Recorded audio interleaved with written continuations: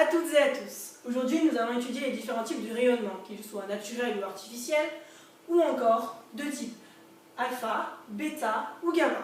La radioactivité naturelle provient en majorité du gaz radon et du rayonnement tellurique. Ce gaz est rare, incolore, inodore et est d'origine naturelle. Le rayonnement cosmique constitue lui aussi un rayonnement ionisant. Certains éléments peuvent être absorbés par l'organisme qui devient lui-même un élément radioactif par des rayonnements internes à l'organisme. La radioactivité artificielle est une seconde source de radioactivité. En outre, elle constitue à créer des noyaux radioactifs qui n'existent pas dans la nature car ils ont une durée de vie trop courte.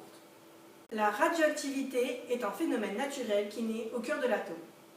Dans le noyau instable d'un atome radioactif, il y a un surplus d'énergie qui conduit à la désintégration du noyau instable et à la création de deux noyaux plus petits et plus stables.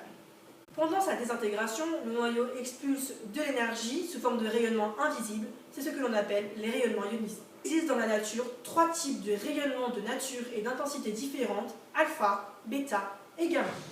Le rayonnement bêta est émis par des atomes ayant un nombre trop important entre le nombre de protons et de neutrons. Ainsi, un atome de cobalt 60 se transforme en nickel 60. Un de ces neutrons se transforme en proton et émet un électron. Le rayonnement gamma est émis par des atomes ayant un surplus d'énergie. Il est de la même intensité que la lumière ou que les rayons X, mais avec une valeur énergétique beaucoup plus importante. Ainsi, un atome de cobalt 60 se transforme en un atome de nickel 60 dit excité, qui doit émettre des rayonnements gamma pour redevenir stable. Le sens de variation indiquait qu'ils étaient transportés par des particules ayant des charges positives. Identifiés en 1908 à des atomes d'hélium ayant 2 protons et 2 neutrons, et avec une charge d'électrons plus 2, ces noyaux sont très instables.